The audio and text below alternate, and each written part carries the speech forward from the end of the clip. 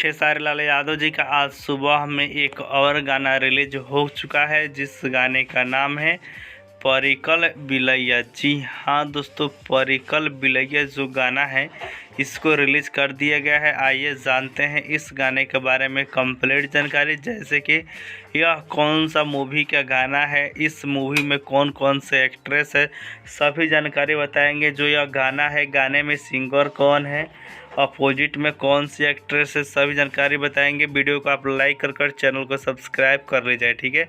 आइए जानते हैं सबसे पहले यह कौन से मूवी का गाना है। तो मूवी का नाम है राजा की आएगी बारात, ठीक है। सिंगर की बात की जाए तो खेसारी लाल यादव और प्रियंका सिंह जी है।